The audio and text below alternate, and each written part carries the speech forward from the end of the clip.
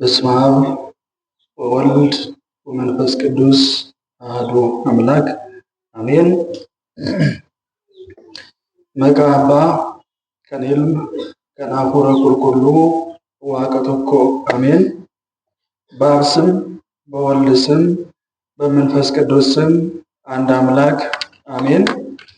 በመጀመሪያ ይህንን ዓለም ካለመኖር ወደ መኖር ያመጣ የፈጠረ አምላካችን መድኃኒታችን አማኑኤል ስሙ ለዘላለሙ ክብር ይመስገን።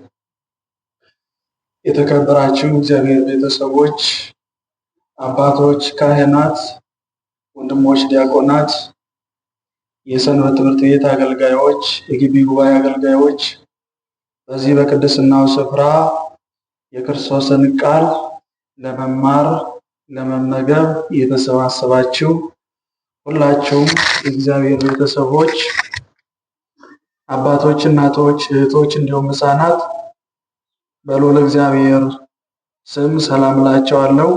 እንደምን ዋላችሁ? እንደምን ዋላችሁ? እንደምን እስከዚህ ሰዓት ደረሳችሁ? አሜን። እግዚአብሔር ይመስገን ብለን እንድናመሰግነው አንደበታችንን የከፈተልን አምላካችን መድኃኒታችን ኢየሱስ ክርስቶስ ስሙ ለዘላለሙ ይክበር ይመስገን። ስሙን ስንጠራ ስሟን ሳናነሳ የማንውል የማናድር የመዳናችን ምክንያት ናትና ንጽሕተ ንጹሐን ቅድስተ ቅዱሳን ወላዲተ አምላክ ድንግል ማርያም ስሟ ለዘላለም ይክበር ይመስገን። ዛሬ እንደ እግዚአብሔር መልካም ፈቃድ የምንማማርበት የትምህርታችን መነሻ ርዕስ የምናደርገው ሁር እምድኅሬ ሰይጣን፣ ሁር እምድኅሬ ሰይጣን። ይህንን ቃል የምናገኘው የሐዋርያው የቅዱስ ማቴዎስ ወንጌል ምዕራፍ 4 ቁጥር 10 ላይ ቃሉን እናገኛለን። ሰይጣን ከኔ ሂድ ይላል። እስኪ አብራችን በሉ። ሰይጣን ከኔ ሂድ። እንግዲህ ይህንን ቃል የተናገረው ጌታችን መድኃኒታችን ኢየሱስ ክርስቶስ ነው። ቃሉን የነገረው ደግሞ ለሰይጣኑ ለራሱ ነው የነገረው። ይህንን በአዲስ ኪዳን ውስጥ ይህንን ቃል በማቴዎስ ወንጌል ምዕራፍ 16 ቁጥር 21 ጀምሮ ይህንን ቃል በድጋሚ እናገኘዋለን። የሁለቱ ልዩነት ሁር እምድኅሬ ሰይጣን የሚል ቃሉ ተመሳሳይ ነው። የማቴዎስ ወንጌል ምዕራፍ 4 ቁጥር 10 ላይ ያለው ሰይጣኑን ራሱ ነው ሰይጣን ያለው። የማቴዎስ ወንጌል ምዕራፍ 16 ቁጥር 21 ጀምሮ ስንመለከት ግን አምደ ሐዋርያት የተባለውን ቅዱስ ጴጥሮስን ነው ሰይጣን ያለው። ወደ ርዕሳችን ከመሄዳችን በፊት ቅዱስ ጴጥሮስን ለምን ሰይጣን እንዳለው እንመልከት። የማቴዎስ ወንጌል ምዕራፍ 16 ቁጥር 21 ጀምሮ ስንመለከት ጌታችን መድኃኒታችን ኢየሱስ ክርስቶስ ከካህናት አለቆችና ከጻፎች ጋር ብዙ መከራ እንደሚቀበል፣ እንደሚሰቀል፣ ስለኛ ሲል እንደሚሞት፣ ከሙታን መካከል ደግሞ እንደሚነሳ ሲናገር ከአስራ ሁለቱ ሐዋርያት መካከል ለነገሮች ሁሉ ፈጣን የሆነው ጴጥሮስ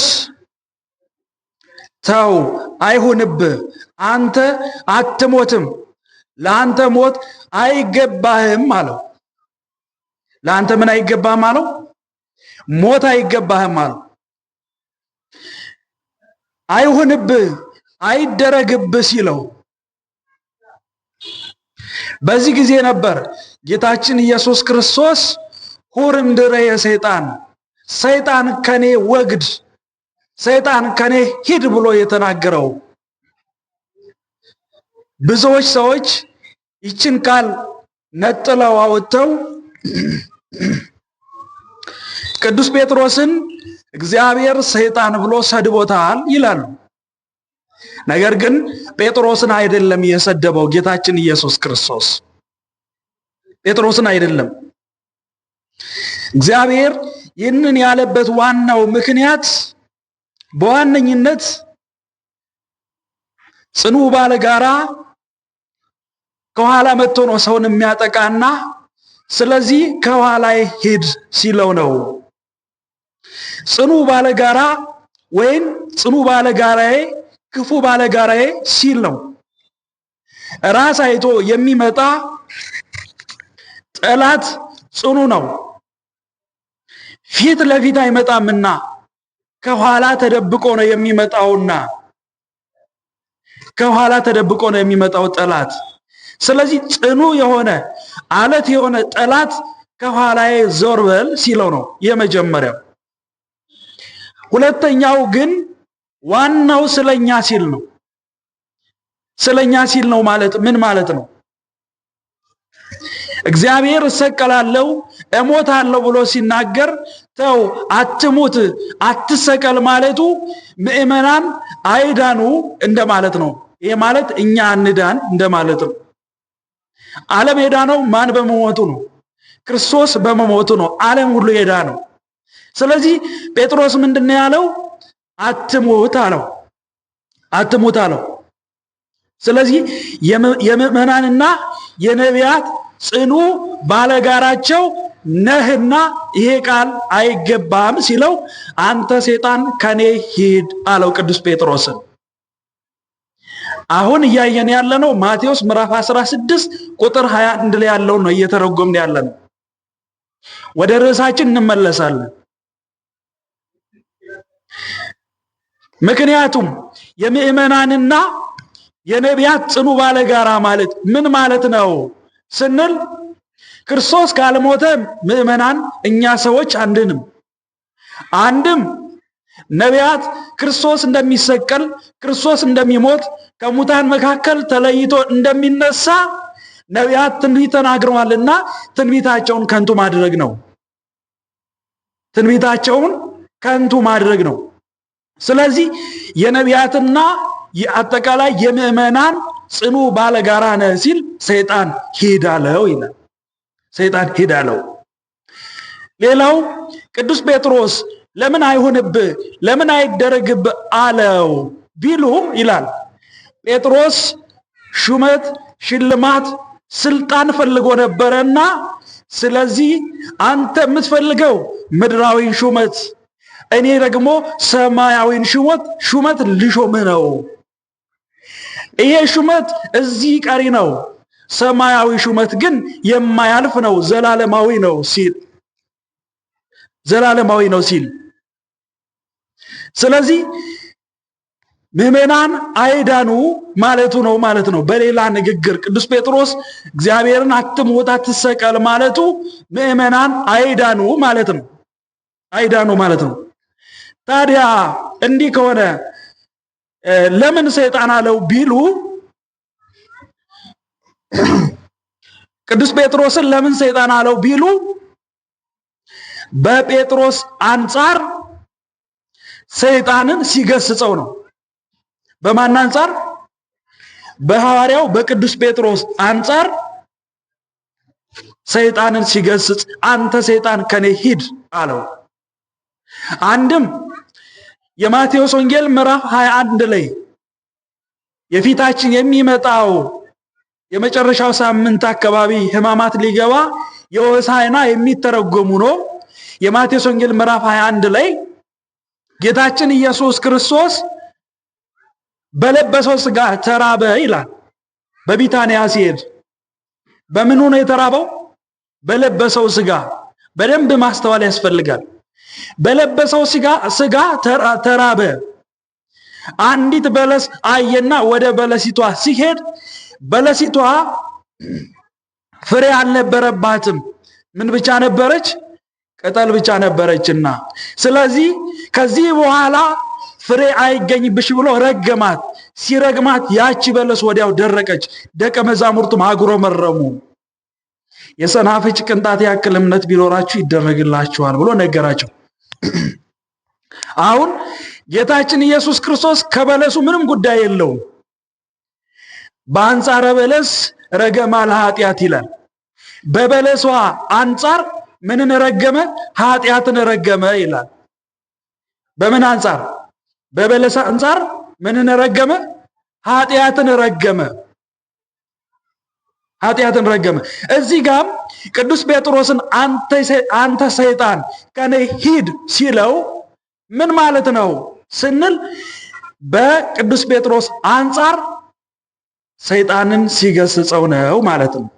ሰይጣንን ሲገስጸው ነው። ታዲያ ወደዚህኛው ወደ ርዕሳችን እንመለስ። ሁርም ድረ ሰይጣን፣ ሰይጣን ሆይ፣ ሰይጣን ከኔ ሂድ ያለበት ምክንያት በምን ምክንያት ነው? እዚህ ማቴዎስ ወንጌል ምዕራፍ 4 ቁጥር 10 ላይ ቁጥር 1 ጀምሮ ስንመለከት መንፈስ ወደ ገዳም ወሰደው ይላል። ወዴት ወሰደው? ወዴት ወሰደው? ወደ ገዳም ወሰደው ክርስቶስን። ምን ማለት ነው?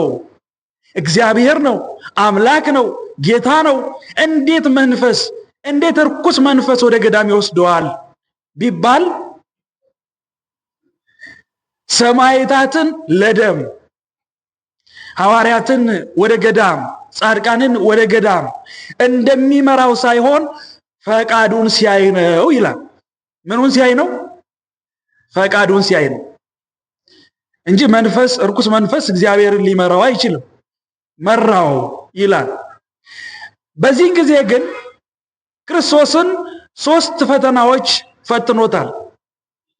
ጌታችን ኢየሱስ ክርስቶስ 40 መዓልት 40 ሌሊት ጾመ፣ ጸለየ። ከቆመ ሳይቀመጥ፣ ከተቀመጠ ሳይነሳ፣ ከዘረጋ ሳያጥፍ 40 መዓልት 40 ሌሊት ጌታችን ኢየሱስ ክርስቶስ ጾመ ይላል። ምን አደረገ? ጾመ።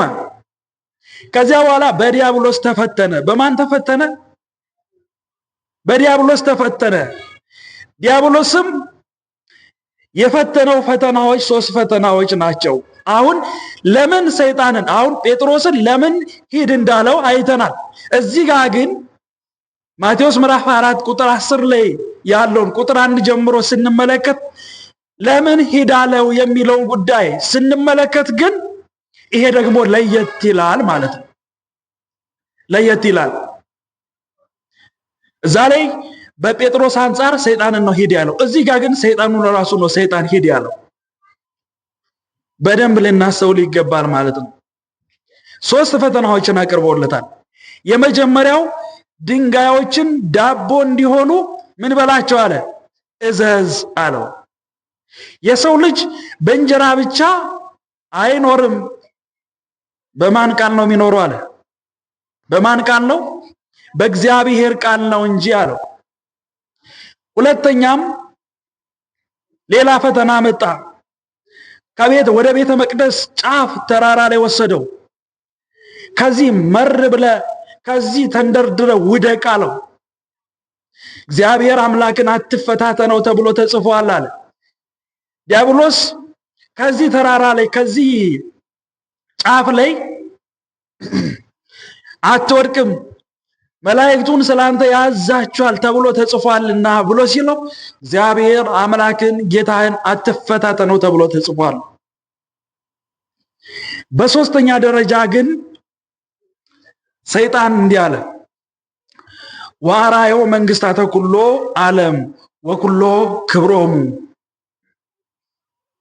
ከዚህ በኋላ የዓለሙን ሁሉ መንግስታት ክብራቸውን ሁሉ አሳየው። እንዲሳሳ ማለት ነው። እንግዲህ አስቡ፣ እንዲሳሳ ጠጠሩን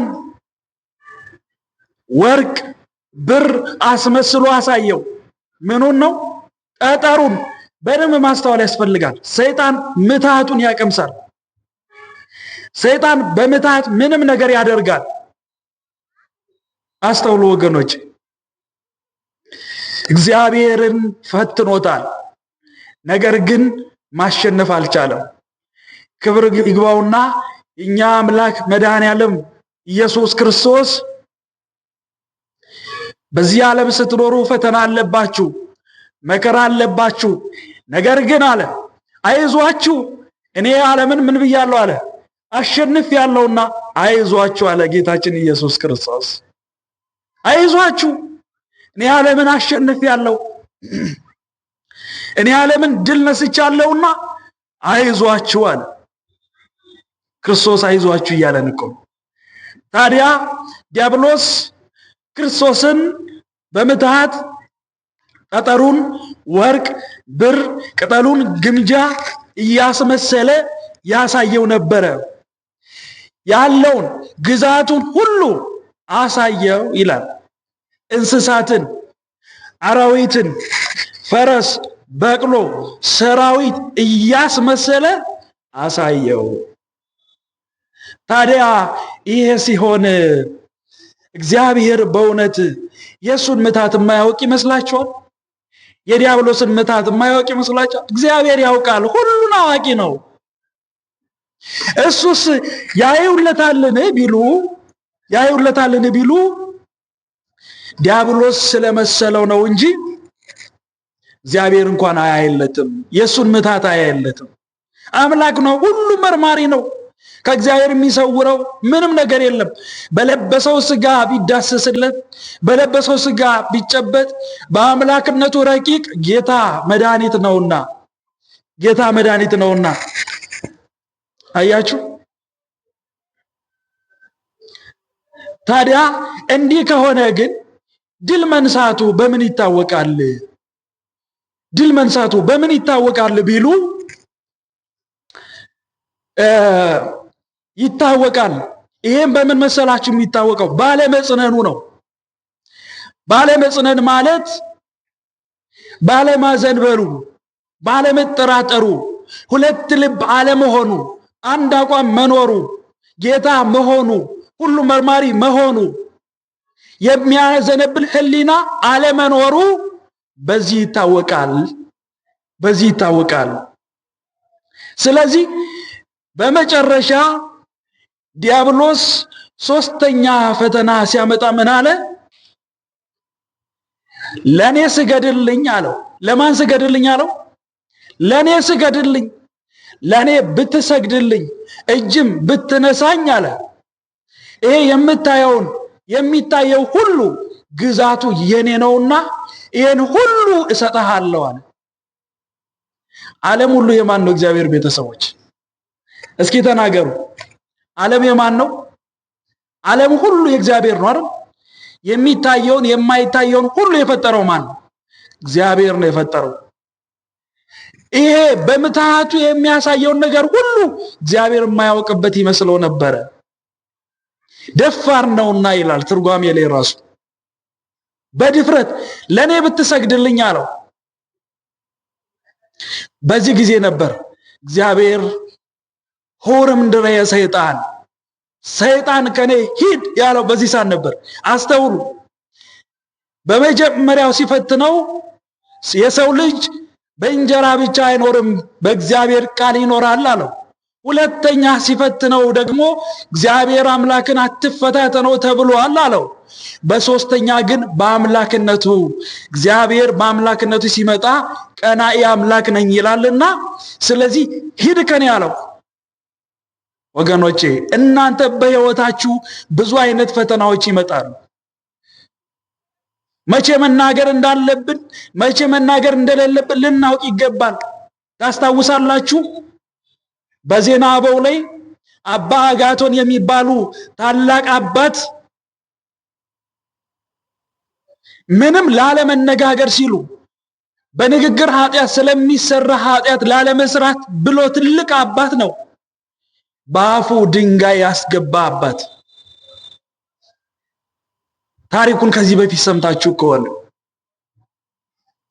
ሰይጣን ይህን አባት ይፈታተነው ነበረ። እንዲናገር ሊያስተው ይፈልግ ነበረ።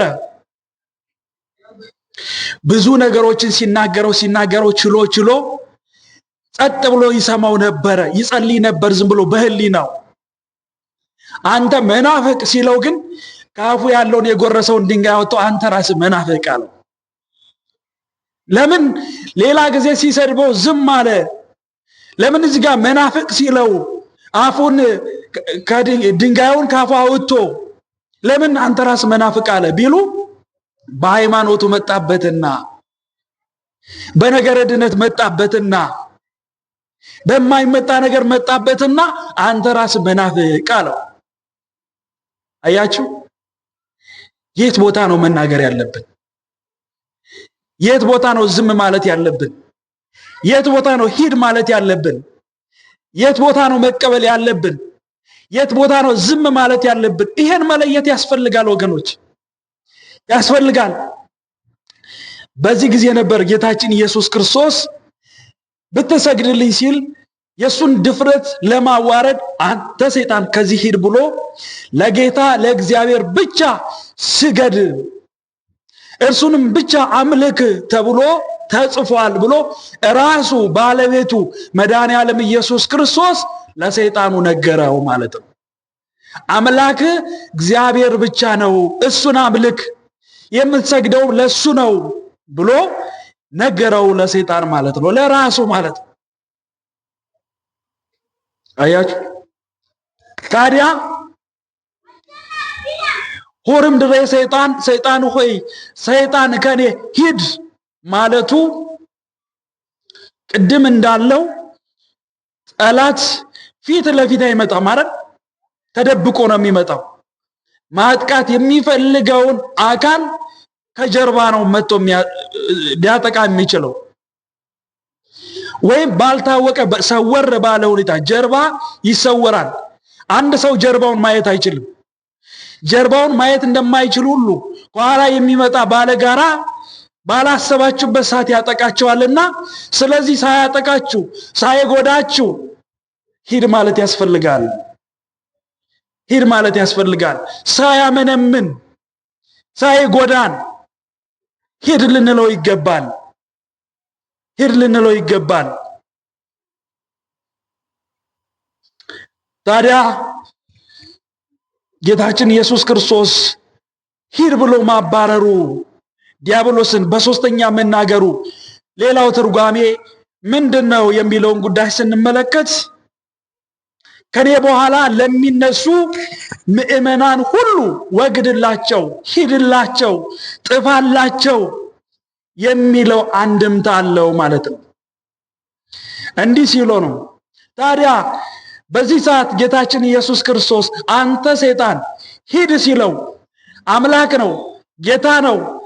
እንዲህ ሲለው ለምን እንደ ጢስ ተኖ እንደ ትቢያ በኖ ጠፋ አላለምን? ለምን እንዲህ አላለምን ቢሉ ለምን ይጠቅሰዋል ቢሉ ሰይጣንና ውሻ ምልልስ ይወዳልና። ምንና ምንድን ነው ያልኳችሁ? ሰይጣንና ውሻ ምልልስ ይወዳል። ሰይጣንም በሰዎች ላይ ማደሪያ ሆኖ ያድራል። ያድርና መንፈስ ያለበት በሴት ላይም በወንድ ላይም ያድርና ያጓራል፣ ይጥላል፣ ብዙ ነገሮችን ያደርጋል። በጸበል ሲጠመቅ ያ ሰው ለቀኩ ይላል፣ ነገር ግን ተመልሶ ደግሞ ይመጣል። ውሻም አንድ ሰው የሚበላ ነገር ካቀመሰው እዛ ቤት ይመላለሳል። ስለዚህ ሰይጣንና ውሻ ምልልስ ይወዳሉና ተመልሶ ይሰማዋል ሲል፣ እግዚአብሔርም ደግሞ አምላክነቱን አጽንቶት ሰምቶ ይሄዳል። አምላክነቱን አጽንቶ ይሄዳል። ታዲያ እግዚአብሔር በአንደኛም በሁለተኛም ጊዜ ሁር አላለውም፣ ሂድ አላለውም። ለምን በሶስተኛው ሂድ አለው የሚለውን ጉዳይ ስንመለከት በቀዳማይ ጊዜ ጉየይ ወበካል ጊዜ ጉየይ ወበሳልስ ተንስ ወተቃተል፣ በመጀመሪያ ጊዜ ችግር ሲመጣብህ ሽሽ፣ በሁለተኛ ጊዜ ሲመጣብህ ሽሽ፣ በሶስተኛ ሲመጣ ግን ተነስና ተቃተል፣ ተፋለም፣ ተዋጋ ሲል ነው። ይህ ማለት እግዚአብሔር ጥልን ይወዳል፣ እግዚአብሔር መፋለምን ይወዳል ማለት ግን አይደለም። ለኛ አብነት ለመሆን ነው። ለኛ ምን ለመሆን ነው? አብነት አርአያ ለመሆን ነው። ለምሳሌ ይልና ንጉስ በመንግስቱ ቢመጡበት፣ ጎልማሳ በሚስቱ ቢመጡበት፣ ጌታም በአምላክነቱ ቢመጣ ዝም አይልምና፣ ስለዚህ የት ቦታ ሂድ ልንል ይገባል፣ የት ቦታ ዝም ልንል ይገባል፣ የት ቦታ ልንገስጽ ይገባል፣ የት ቦታ በትህትና ልናገር ይገባል፣ የት ቦታ ትዕግስት ሊኖረን ይገባል፣ የት ቦታ ደግሞ ጿሚ ጸላይ ልንሆን ይገባል፣ የት ቦታ ሁር ማለት አለብን። ይሄን መለየት ያስፈልጋል ማለት ነው። ይሄንን ለማስረዳት ሲል አብነት ለመሆን ሲል ነው በሶስተኛው ጊዜ በአምላክነቱ ሲመጣ ሁርም ድረ ሰይጣን ያለው። ይህንን ካለ በኋላ ግን ወምዝ ሀደጎ ዲያብሎስ፣ ከዚህ በኋላ ዲያብሎስ ተወው ይላል። ምን አለው? የሰማችሁ ነው አላችሁ? ከዚህ በኋላ ዲያብሎስ ተወው። ማሸነፍ እንደማይችል ሲያውቅ ዲያብሎስ ተወው ይላል። ዲያብሎስ ስለተሸነፈ ትቶት ሄደ። እንግዲህ ቀራንዮ እስኪደርስ፣ ቀራንዮ ዕለተ ዓርብ ክርስቶስ የሚሰቀልበት በአይሁድ ልቦና ውስጥ አድሮ እስኪያሰቅላቸው ድረስ ዳግመኛ ላይመለስ ሰይጣን ከክርስቶስ ሄደ። ላይፈትነው ሂድ ብሎ መልሶታል። ስለዚህ ለአዳምና ለሔዋን ሶስቱን አርእስተ ኃጣውእ ድል ነስቶላቸዋል። ይሄ ማለት በአዳም አዳማውያንን በሔዋን ደግሞ ሔዋን እንባላለንና ለኛ ሶስቱን አርእስተ ኃጣውእ ሊቃውንት እንዲህ ይላሉ። በመጻሕፍት ላይም ሶስቱ አራዊት ይላቸዋል። ሶስቱ ምን አራዊት ወይም ደግሞ ሶስቱን እንዲህ ብሎ ይጠራቸዋል። አንደኛው ስስት ነው፣ ሁለተኛው ትዕቢት ነው፣ ሶስተኛው ፍቅረ ነዋይ ነው። እነዚህ ነገሮች ሁሉ ክርስቶስ ድል ነስተዋል ማለት ነው። እኛ በዚህ እንዳንፈተን መፍትሄውን አስቀምጦልናል እግዚአብሔር። እናንተም እንዲህ ድል ተነሳላችሁ ሲለን፣ ስስት የሚባለው ያልሰጡትን ነገር መሻት ነው፣ ያልተሰጠውን ነገር መፈለግ ነው ስስት ማለት። ትዕቢት ደግሞ ለዲያብሎስ ሲነገር አምላክ ሆናለሁ ብሎ መናገሩ ነው። ዲያብሎስ ትዕቢቱ በምንድን ነው ቢሉ፣ በመጀመሪያ እግዚአብሔር በዕለተ እሁድ መላእክትን ከፈጠራቸው በኋላ ከነሱ ሲሰወር ያለምንም ፍርሃት በድፍረት እኔ አምላካችሁ ነኝ፣ እኔ የፈጠርኳችሁ አለ። ስለዚህ ትዕቢተኛ ነውና አምላክ ሆናለሁ አለ። ስለዚህ አምላክ ሆናለሁ ብሎ ያሰበው ዲያብሎስ አምላክ መሆን አቃተውና ወደቀ። ስለዚህ እሱ በወደቀበት መንገድ ደግሞ የሰውን ልጅ አዳምና ሔዋንን ጣለ። ምን ብሎ ጣለ? ከዚህ በለስ ብትበሉ እናንተም ምን ትሆናላችሁ አለ? አምላክ ትሆናላችሁ አለ። ግን አምላክ እንደሚሆኑ ዲያብሎስ ያውቃል። እነሱም እንዲወድቁ ከእግዚአብሔር ሕግና ከእግዚአብሔር ትእዛዝ እንዲወጡ ስለፈለገ ነው። ከአማረው ቦታ፣ ከሸለመው ቦታ፣ ከሚያስደስተው ቦታ ከገነት ሊያስወጣ ስለፈለገ ነው ዲያብሎስ። ዛሬም በሕይወታችሁ የሌላችሁ ነገር አላችሁ፣ ያልተደረገላችሁ ነገር ተደርጎላችኋል የሚል በከንቱ ውዳሴ የሚጥሏችሁ ብዙ ሰዎች አሉ። ብዙ ጊዜ የተለመደው ሰው ሰውን ሲያደንቀው፣ ሰው ሰውን ሲወደው ወደደኝ ብሎ አሜን ብሎ ይቀበላል። ሲጠላው ግን ለምን ጠላኝ ይላል። ሲወደው ለምን ወደደኝ አይልም። ስለ ትህትና ሲናገር ትህትና ማለት ተትህተ ተዋረደ፣ ራሱን ዝቅ አደረገ ማለት ነው። ራሱን ዝቅ አደረገ፣ ራሱን ባዶ አደረገ። ዋጋ ሳለው ዋጋ የለኝም ብሎ እኔ ከሌላው አንሳለሁ ማለት ነው። እከሌ ከኔ ይበልጣል፣ እኔ ከእከሌ አንሳለሁ ብሎ ራሱን ዝቅ ማድረግ ነው። ስለዚህ ዝቅ ያለ ሁሉ ትህትና አለው ማለት አይደለም። ሊጥላችሁ ዝቅ የሚል ሰው ይኖራልና ሊጥላችሁ ሲል የሚዝቅ ይኖራል። ሊጥላችሁ ሲል የሚወድ መስሎ የሚቀርብ ይኖራል። ክርስትና ግን እውነተኛ ነው ወገኖቼ። እንለይ፣ የሚበላውን ከማይበላው እንለይ፣ የሚጠቅመንን ከማይጠቅመን እንለይ።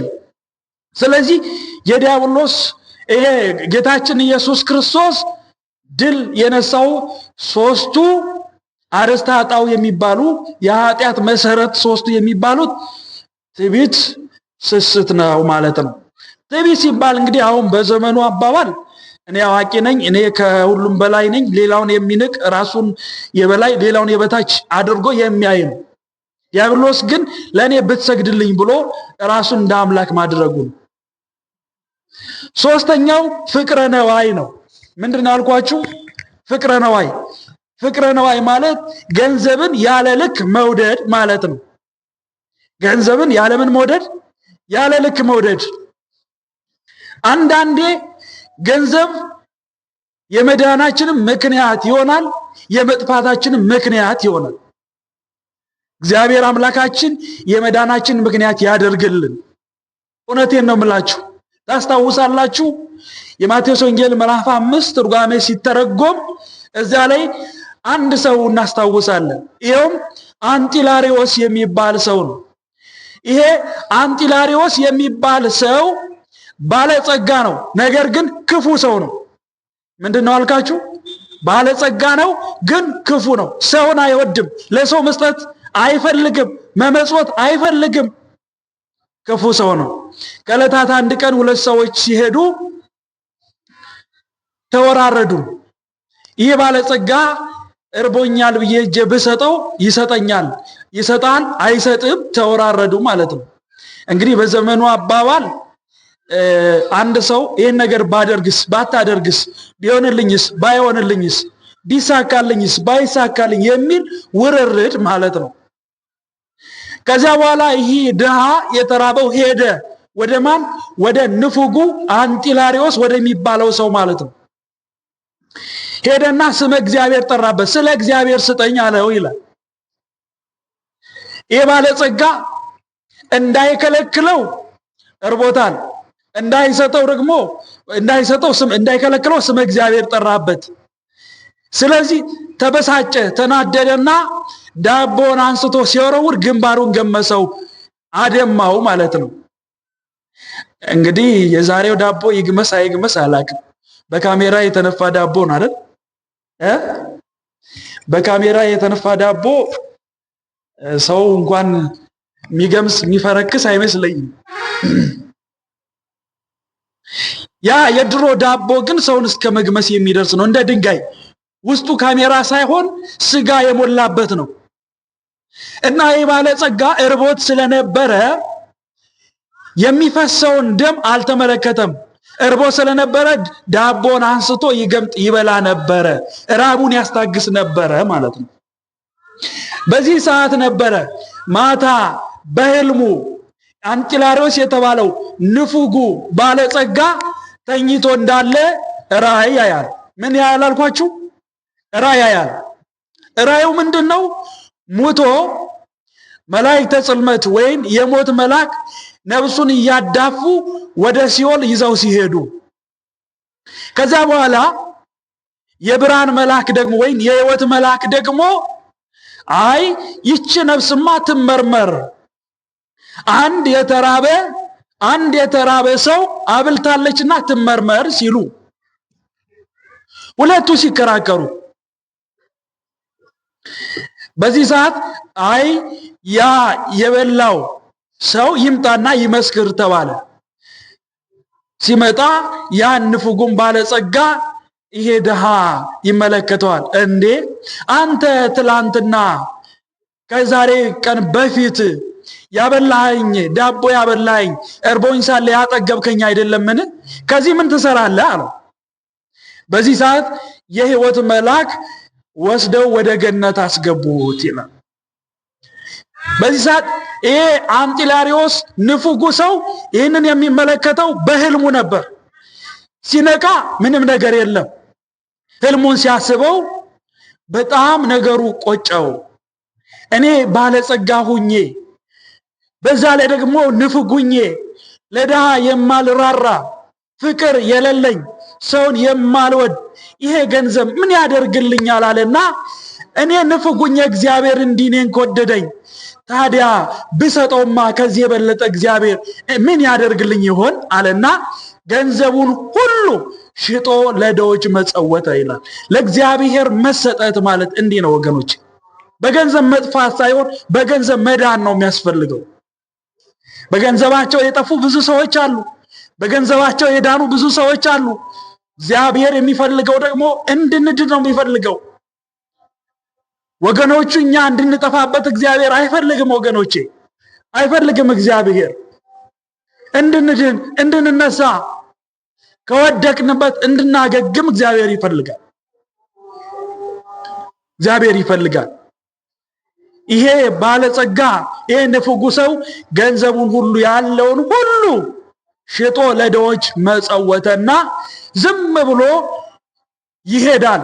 ሲሄድ በአገሩ ሁሉ ይሄ ንፉግ የተባለው ሰው አንጢላሪዎስ ገንዘቡን ሁሉ ሽጦ ለድሆች እየመጸወተ ነው የሚባለው ሰምተው ከሩቅ አገር መጡና መንገድ ላይ ያገኙት። ገንዘቡን ሁሉ ሽጦ ለድሆች መጽውቶ ከጨረሰ በኋላ አስተውሉ። እንዴ አንተ ባለጸጋ ወዴት እየሄድክ ነው? ትመጸውታለህ ትሰጣለህ ሲባል ሰምተን ወደ አንተ እየመጣን እኮ ነው። እሾክ ወግቶን ጠጠሩ መጥቶን እንቅፋት መጥቶን ከሩቅ ሀገር ነው የመጣ ነው። ደክሞናል። አብላን አጠጣን፣ ምጽዋት ስጠን፣ ምጽዋት ስጠን፣ ምጽዋት ስጠናል። ገንዘቤን ሁሉ ሽጬ ጨርሻለሁኝ፣ የቀረውት እኔ ነኝና እኔን ሽጣችሁ ተካፈሉ። አያችሁ፣ መሰጠት ማለት ይሄ ነው። ራስን እስከ መስጠት ድረስ።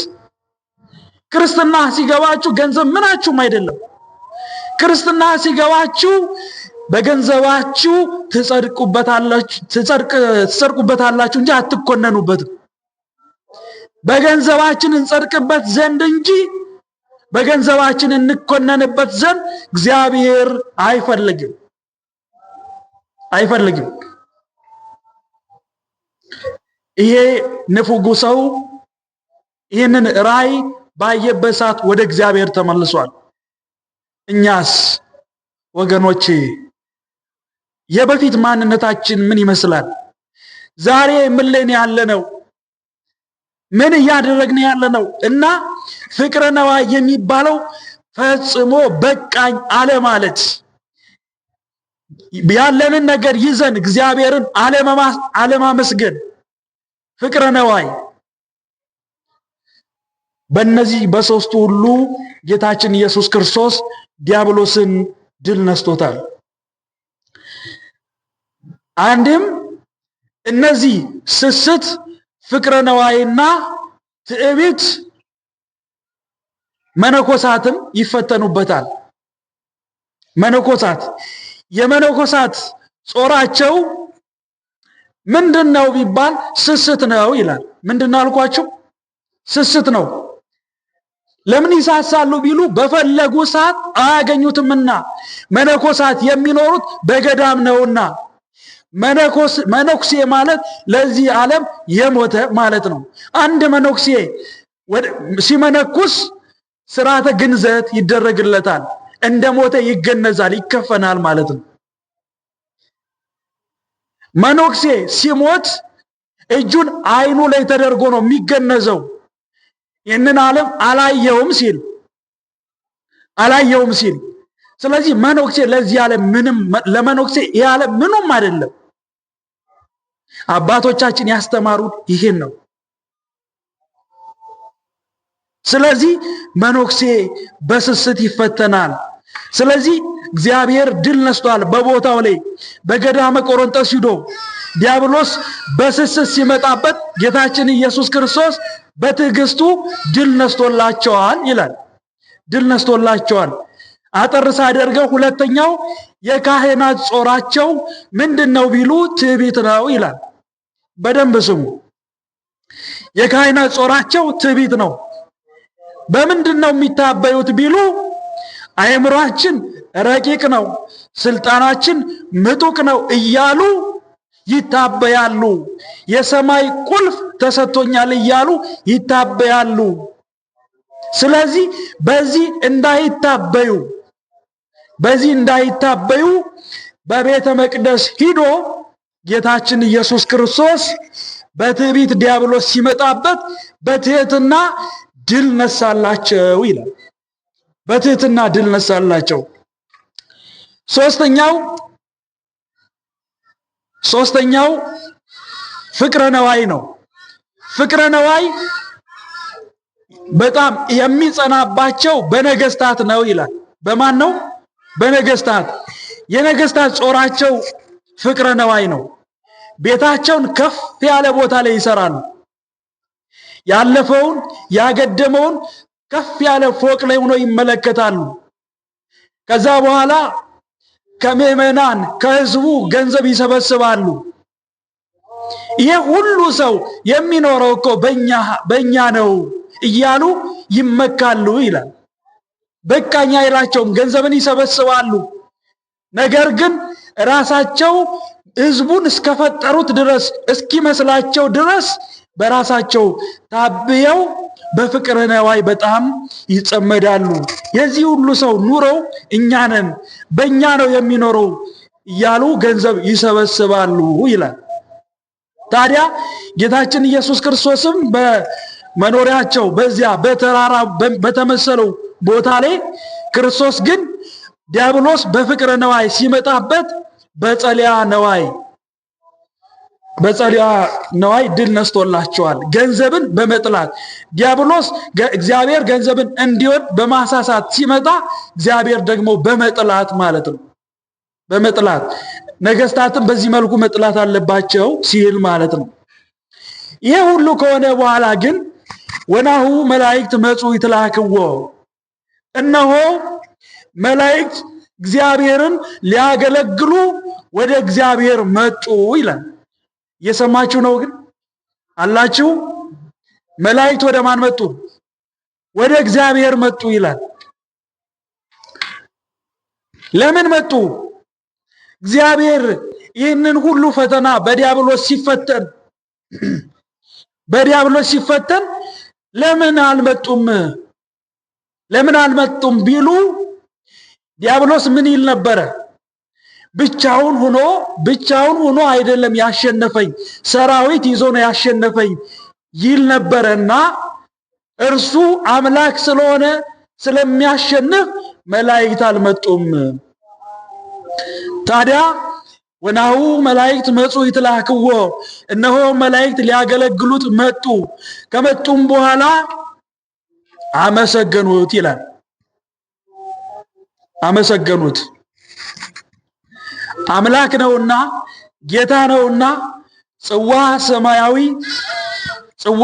ሰማያዊ ይዘው ሰማያዊ የሆነውን ጌታ ሊያመሰግኑ ወደ ክርስቶስ መጡ። ድል ነስቷልና ለከ ኃይል ለከ ጽን እያሉ እግዚአብሔርን አመሰገኑ። ላንተ ምስጋና ይገባል፣ ላንተ ጽን ይገባል እያሉ እግዚአብሔርን አመሰገኑት ይላል። ታዲያ መላእክት መምጣታቸው ስለምን ነው ቢሉ አስቀድመው መጥተው ቢሆን ኑሮ ቅድም እንዳልኳችሁ ነበር፣ መላእክትን ይዞ ድል ነሳኝ እንጂ ብቻውን አይደለም ብሎ ዲያብሎስ ይናገር ነበረ ማለት ነው። ስለዚህ አንድም ግን ለኛ አርያና አብነት ለመሆን ነው። እንዴት ነው አርያና ለኛ አብነት ወይም ምሳሌ የሚሆነው የሚለውን ጉዳይ ስንመለከት እናንተም ድል ብትነሱ ይገለጽላችኋል ለማለት። ድል ብትነሱ ለምሳሌ እንደ አንድ ባህታዊ ይላል። አንድ ባህታዊ ነበረ። ይሄ ባህታዊ ሰይጣን ሊፈትነው ወደ እርሱ መጣና እንዲህ አለው። ሰይጣኑ መጥቶ ንጉሥ ይጠራሃል አለው። አልብየ ንጉሥ ዘንበለ እግዚእ ኢየሱስ ክርስቶስ እነሆ ከጌታዬ ከአምላኬ ከመድኃኒቴ ከኢየሱስ ክርስቶስ ውጭ ሌላ ንጉሥ የለም አለው። የሰማችሁ ነው። ሌላ ንጉሥ የለም አለ። በዚህ ሰዓት ይህ ሰይጣን ይህንን ባይታዊ በሎታ ነሳና ደብድቦት ሄደ ይላል። በሎታ ታውቃላችሁ? በሎታ ማለት ዱላ ማለት ነው። በዱላ ቀጥቅጦት ሄደ። በዱላ ቀጠቀጠው ይህን ባይታዊውን ማለት ነው። ስለዚህ ከዚህ በኋላ የዚህ ባይታዊ መልአከ ዑቃቢው ማለት የሚጠብቀው መልአክ ማለት ነው። መልአከ ዑቃቢው መጣ። በጣም ይገርማል። ማን አለው? መልአከ ዑቃቢ ሲገለጥለት እኔ ነኝ አንተን የምጠብቅህ መልአከ ዑቃቢ ነኝ አለው። ታዲያ ሰይጣን እንዲህ ሲደበድበኝ እንዲህ ሲያደርገኝ የት ነበርክ አለው። እንግዲህ አስተውሉ። የት ነበርክ? በሰይጣን እንዲህ ሲፈተን ያኔ አትከላከልልኝም ነበር? ወዴት ነበርክ? ደብድቦኝ ከሄደ በኋላ እንዴት ትመጣለህ? ይገርማል አይደል? አሁንም እኔ የመጣሁት አንተ ድል ስለነሳህ ነው። ድል ብትነሳ እንጂ ድል ባትነሳ አልገለጥልህም አለ። አሁን ዛሬ ለእያንዳንዳችን ለሁላችን መልአከ ዑቃቢ አለ። የሚጠብቀን መልአክ ማለት ነው። በጎ ነገር ስንሰራ ከኛ ጋር አብሮ የሚተባበር ማለት ነው። ክፉ ነገር ስንሰራ ከኛ የሚርቅ መልአከ ዑቃቢ የሚጠብቀን መልአክ። ቅዱስና እርኩስ ሊስማማ አይችልም። ታቦትና ጣዖት ሊሆን አይችልም። ብርሃንና ጨለማ ሊስማማ አይችልም። ይችላል እንዴ? ይችላል? አይችልም። ስለዚህ በጎ ነገር ስንሰራ ክፉ መልአክ ሰይጣን ከኛ ርቆ ይሄዳል 40 ክንድ። በጎ ነገር ስንሰራ ከኛ ጋር ደግሞ መልአከ ዑቃቢያችን አብሮን ይሆናል። ስለዚህ በጎ ነገር ለመስራት ስንጣጣር መልአከ ዑቃቢ ያግዘናል። ክፉ ነገር ስንሰራ ስትሰሩ ደግሞ እንደዚሁ ያ ክፉ ሰይጣን አይዞህ በርታ፣ አይዞሽ በርቺ ይላል። ስለዚህ ድል መንሳት ያስፈልጋል። እውነተኛ ማንነታችን ራሳችንን ማየት ያስፈልጋል። ሂድ ከዚህ ሂድ ከኔ ልንለው ይገባል። ስለዚህ ለዚህ ባይታዊ የተገለጸለት ድል ስለነሳ ነው ማለት ነው። ድል ስለነሳ ነው። የተወደዳችሁ እግዚአብሔር ቤተሰቦች አሁን ያለንበት አብይ ጾም ጌታችን ኢየሱስ ክርስቶስ 40 መዓልት ቅድም እንዳልኳችሁ 40 ሌሊት የጾመውን ጾም እየጾምን ያለነው። ዲያብሎስ ድል የተነሳበት በዚህ ወቅት ነው። እግዚአብሔር ዲያብሎስን ያሸነፈው በዚህ ወቅት ነው። 40 መዓልት 40 ሌሊት ጾሞ ዛሬ እኛ የምንጾመው ስንት ቀን ነው? 55 ቀን ነው። ታዲያ ጌታ 40 ቀን ከጾመ እኛ ለምንድነው 55 ቀን ምን ጾመው ስንል የመጀመሪያው ሳምንት ዘወረደ አይቆጠርም፣ ጾመ ሕርቃል ነውና። ከዚያስ መጨረሻ ላይ ሰሙነ ሕማማት ሳይቆጠር እነሱን ስናይ 40 ቀን ይሆናል። ሁለተኛው ሐተታ ደግሞ ቅዳሜና እሁድ 8 ሳምንታት አሉ። ከ8ቱ ሳምንታት ቅዳሜና እሁድን ስናወጣ 8 እና 8 16 ይሆናል። አንዷ ቅዳሜ ቅዳም ስዑር ትባላለች፣ የተሻረችው ቅዳሜ ትባላለች፣ ትጾማለችና 15 ቀን ይሆናል። ስለዚህ 55 ቀን 15ቱ እነዚህ ተጨምረው ነው። ታዲያ ኢየሱስ ክርስቶስ 40 መዓልትና 40 ሌሊት ጾሟል። ሰራዬ ሕግ ነውና ጾሙን የመጀመሪያ ሕግ አድርጓል። ወይም ስራውን ጌታችን ኢየሱስ ክርስቶስ በጾም ጀምሯል። የመጀመሪያው ሕግ እግዚአብሔር ሲያስቀምጥ የመጀመሪያው ሕግ ምንድነው ከተባለ ጾም ነው። እግዚአብሔር 22ቱን ስነ ፍጥረት ከፈጠረ በኋላ ለአዳም ሕግ አስቀምጧል። ይህም ሕግ ምንድነው? ብላና አትብላ የሚል። አትብላ ማለቱ ሲከለክለው ነው። ጾም ማለት መከልከል ማለት ነው። አትንካ ማለት ነው። ሕግ ማለት ነው ጾም ማለት። ስለዚህ አትንካ ሲለው ጾምን እየነገረው ነው ብለው ሊቃውንት አባቶቻችን ያስተምሩናል ማለት ነው። ስለዚህ መብል ለስጋ ፈቃድ መብል ለስጋ ፈቃድ ነው አይደል? መሰረት ነው። ልክ እንደዚህ ሁሉ ጾምም ደግሞ ለምግባር ለትሩፋት ሁሉ ምንድነው? መሰረት ነው ማለት ነው። መሰረት ነው። ጌታችን ኢየሱስ ክርስቶስ 40 መዓልት 40 ሌሊት መጾሙ ስለምንድነው የሚለውን ትንሽ እንመልከትና እንጨርሳለን ማለት ነው። ጌታችን ኢየሱስ ክርስቶስ 40 መዓልት 40 ሌሊት ጾመ፣ ጸለየ። ለምንድነው የጾመው ስንል ቀድሞ አባቶቻችን ነቢያት 40 ጾመዋል። ከዚያ ቢያተርፍ አተረፈ ይላሉ። ከዚያ ቢያጎል ደግሞ አጎደለ ይላሉ። ስለዚህ አይሁድ እቺ እውነተኛዋን እችን በስርዓት የሆነችውን ደጊቱን ሕገ ወንጌል ከመቀበል ስለሚከለከሉ ከዚህ ሕግ እንዳይከለከሉ ሲል ጌታችን ኢየሱስ ክርስቶስ የነቢያት ፍጻሜ ይገኝ ዘንድ ጌታችን ኢየሱስ ክርስቶስ 40 መዓልትና 40 ሌሊት ጾመ። ለምሳሌ ብለን ብናነሳ ሙሴ 40 ጾመ። ከዛስ ሕገ ኦሪትን ሰራ። ሰዎችን ከግብፅ ባርነት ከዲያብሎስ ባርነት ነፃ አወጣ። ማን? ሙሴ 40 ጾሞ ማለት ነው። ስለዚህ ኦሪት ዘጸአት ምዕራፍ 20 ስንመለከት ይህንን ነው የሚያስረዳን። ጌታችን ኢየሱስ ክርስቶስም 40 ጾሞ ነፍሳትን ከሲኦል የሚያወጣ ነውና አንድም ነፍሳትን ከሲኦል አወጥቷልና ማለት ነው።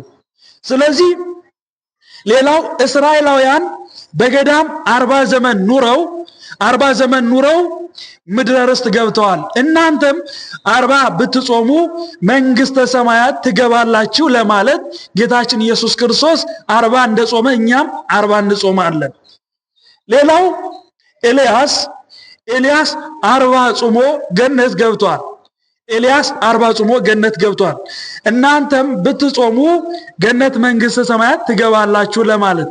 ሕዝቅኤልም እንደዚሁ በጸጋማይ ማለት በቀኝ ጎኑ 40 ቀን ተኝቶ 600 ሙታንን አስነስቷል። እናንተም ደግሞ እንደዚሁ ብትጾሙ ብትጸልዩ ሙት ታነሳላችሁ፣ ደዌ ያለበትን ትፈውሳላችሁ፣ ያለባችሁን ችግር ሁሉ እግዚአብሔር ይቀርፍላችኋል ሲል ማለት ነው። እንደዚሁ እነ እዝራንም ብንመለከት እዝራም 40 ቀን ጾሞ ምስጢር ተገልጦለት መጻሕፍትን ጽፏል ማለት ነው። እናንተም ብትጾሙ የራቀው ምስጢር ይገለጥላችኋል፣ ያለው ሁሉ ይገለጥላችኋል ሲል ማለት ነው። የተከበራችሁ እግዚአብሔር ቤተሰቦች እኛ ከእባብ እንኳን ማነስ አለብን እንዴ? በዚህ በአብይ ጾም የማይጾም ሰው አሁን ክርስቲያን ሊባል ይችላል? እባብ ብንመለከት እባብ የኛን ማንነታችንን የቀማው እባብ ነው ማለት ሙሉ ለሙሉ ለሱ መስጠት ሳይሆን ምን ለማለት ፈልጌ ነው? አዳም አትብላ የተባለውን ሕግ ተላለፈ፣ ወደቀ።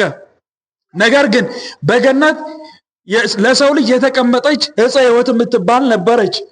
ዕፀ ሕይወት የሰው ልጅ 1000 ዓመት ሲሞላው ያችን በለስ ይበላና እንደገና ይታደሳል፣ ልጅ ይሆናል ማለት ነው። ልጅ ይሆናል፣ ወደ ልጅነት ይመለሳል። ያንን ልጅነት ዛሬ እባብ ያደርገዋል። ልክ ሲያረጅ እባብ 40 ቀን ይጾማል። 40 ቀን ከጾመ በኋላ በድንጋይ ወይም ሽንቁር ያለበት ቦታ ይገባና ቆዳውን ገፎ ይሄዳል፣ እንደገና ይታደሳል፣ ልጅ ይሆናል ማለት ነው። እባብ 40 ቀን ጾሞ የሚታደስ ከሆነ እኛ 40 ቀን ጾመን ያጣነውን ማንነታችን በኃጢአት የቆሸሸው ማንነታችንን አንጽተን ከክርስቶስ ጋር ህብረት ሊኖረን ያስፈልጋል። የማይገባውን ነገር ሂድ ልንለው ይገባል። ሁርም ድሬ ሰይጣን ከኔ ሰይጣን ሂድ ብሎ ጌታችን ኢየሱስ ክርስቶስ እንዳባረረው ሁሉ ለኛ የማይጠቅመንን ነገር ሁሉ ሂድ ብለን ልናባረር ያስፈልጋል ወገኖቼ፣ ያስፈልጋል። የአዳምን የ40 ቀን ያችን ቀን ሁሉ ክርስቶስ 40 ቀን ጾሞ የአዳምን ልጅነት ነው ያስመለሰው። 40 ቀን ጾሞ ማለት ነው። ቀድሞ አዳም በ40 ቀን ያገኘውን ልጅነት አስወስዶ ነበርና ለሱ እንዳካሰ ጌታችን ኢየሱስ ክርስቶስ ካሳ እንደሆነ ለማጠየቅ ጌታችን ኢየሱስ ክርስቶስ 40 መዓልት 40 ሌሊት ጾሟል። አንድም የሰው ልጅ ዛሬ በ40 ቀኑ ተስሎተ መልክ ተፈጽሞለታልና ይሄንን ሁሉ ለኛ ሁሉ ሊክስ እንደመጣ ያጠይቃል። ስለዚህ 40 ቀን መጾማችን ዝም ብሎ አይደለም። አብይ ጾም መባሉ ራሱ የመጀመሪያው ረጅም ጾም ስለሆነ ነው። 55 ቀን ስለምንጾም ነው። ረጅም ጾም ቀናቱ ረጅም ስለሆኑ ነው። ሌላው ሰዓቱን እንኳን ብንመለከት ሰዓቱ የአብይ ጾም የመጀመሪያው ሳምንት ዘወረደ ይባላል። በዘወረደ እስከ 12 ሰዓት እንድንጾም አባቶቻችን በፍትሐ ነገሥት ሰለስቱ ምዕት ደንግገውልናል። ከዚያን ከቅድስት ጀምሮ እስከ መጨረሻው ሆሳዕና እስካለበት ድረስ እስከዚያ ድረስ እስከ 11 ሰዓት እንድንጾም ታዘናል። በሰሙነ ሕማማት 13 ሰዓት ይጾሙ ይላል። ይሄ ማለት እስከ ምሽቱ 1 ሰዓት ይጾሙ ይላል። ስለዚህ በሰዓቱም ብናይ በጊዜ ርዝማኔውም ብናይ ረጅም ነው። ስለዚህ አብይ ማለት ትልቅ ያስባለው ይሄ ነው። አንድም የሌሎችን ጾም ብናይ ጾመ ሐዋርያት፣ የሐዋርያት ጾም፣ የፍልሰታ የእመቤታችን ጾም፣ የነቢያት ጾም ብንል ፍጡራን የጾሙት ጾም ነው። ይሄኛው ግን የጌታ የአምላክ ጾም ነውና የአምላክ ጾም ስለሆነ አብይ ይባላል። ስለዚህ በጣም ብዙ ትርጉም አለው። የተከበራቸው እግዚአብሔር ቤተሰቦች ታዲያ ወደኛ ሕይወት አምጥተን ጌታችን ኢየሱስ ክርስቶስ ኡር እምድረ ሰይጣን ብሎ ቅዱስ ጴጥሮስንም ነግሮታል። ጴጥሮስን እንዳላለው ቅድም ተነጋግረናል። በጴጥሮስ አንፃር ማንን ነው የገሰጸው ያልኳችሁ? ማንን ነው? ዲያብሎስን ነው።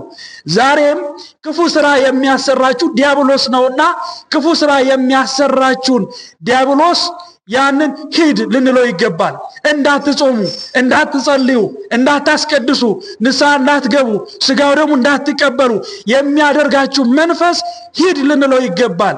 በአብይ ጾም ስጋ ቤት ክፍት ሊሆን አይገባውም። የክርስቲያን ወገኖቼ በአብይ ጾም ስጋ ተድላዊ ደስታ ልናደርግ አያስፈልግም። ከሐሜት፣ ከተንኮል፣ ከክፋት ልንርቅ ያስፈልጋል።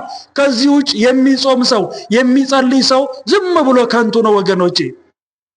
በቂም ውስጥ ሆኖ፣ በተንኮል ውስጥ ሆኖ፣ በክፋት ውስጥ ሆኖ፣ በዘረኝነት ውስጥ ሆኖ፣ በሐሜት ውስጥ ሆኖ፣ በጥላቻ ውስጥ ሆኖ፣ ፍቅር አልባ ሆኖ የሚጾመው ጾም ከንቱ ነው ወገኖቼ። ጾም ማለት ከምግብ መከልከል ብቻ አይደለም። ሰው ከምግብ ተከልክሎ በአፉ ሊረክስ ይችላል፣ በዓይኑ ሊረክስ ይችላል፣ በእግሩ ሊረክስ ይችላል፣ በእጁ ሊረክስ ይችላል። ስለዚህ ክፉ ነገር ከመናገር፣ ክፉ ነገር ከማየት፣ ክፉ ነገር ከማሰብ፣ ወደ ክፉ ቦታ ከመሄድ፣ እጅ ከመስረቅ ከዚህ ሁሉ መቆጠብ ያስፈልጋል። ይሄ ክፉ ማንነታችንን ሁሉ ሂድ ከኔ ልንለው ይገባል። አውልቀን ልንጥለው ይገባል። በንስሐ ሳሙና ስንታጠብ ሁለመናችን ሊታጠብ ይገባዋል። ከዚህ ውጭ ባዶ ነው ወገኖቼ። ኡር እምድረ ሰይጣን ከኔ ሂድ ልንለው ይገባል። የተወደዳችሁ እግዚአብሔር ቤተሰቦች ሁላችንም በውስጣችን ያለ ነገር የሚፈትነን ነገር ሊኖረን ይችላል። ያ ያለውን ነገር ሂድልን ብለን በአንድ አቋም፣ በጸና አቋም፣ በጸሎት ልንዋጋው ያስፈልጋል። በጸሎት በጾም ልንዋጋው ያስፈልጋል። ይህንን ማሸነፍ የምንችለው በጾምና በጸሎት ስለሆነ ክርስቶስም ክብር ይግባውና መንፈስን የምትዋጉት በጾምና በጸሎት ነው። ዲያብሎስ የዚህ ዓለም ገዢ ነው። የዚህ ዓለም ገዢ ተብሏል። የዚህን ዓለም ገዢ የምናሸንፈው በጾም በጸሎት ነው። ከስጋዊና ከደማዊ ጋር አይደለም ውጊያችሁ ከመናፍስት ጋር ነውና ብሎናል። ስለዚህ ከመናፍስት ጋር ስለሆነ መናፍስትን ማሸነፍ የምንችለው በጾምና በጸሎት በንጽህናና በቅድስና። ምንድነው ያልኳችሁ? በጾምና በጸሎት በንጽህናና በቅድስና። ፍቅር አልባ ሕይወት የሞተ ነውና በፍቅር ሊሆን ይገባል ሁሉም ነገር። እና የማይጠቅመንን ነገር አስወግደን የሚጠቅመንን ነገር ወደ ህይወታችን አስገብተን ከእግዚአብሔር ጋር ህብረት እንዲኖረን እግዚአብሔር ሁላችንም ይርዳን። እግዚአብሔር ይርዳን። ጾሙን ጾመን ደግሞ ለብርሃነ ትንሣኤው በህይወት በሰላም ያደርሰን። ያስተማረን የመከረን የአባቶቻችን አምላክ ልዑል እግዚአብሔር ስሙ ለዘላለሙ ይክበር ይመስገን። ወስብሐት ለእግዚአብሔር ወለወላዲቱ ድንግል ወለመስቀሉ ክቡር። ይቆየን።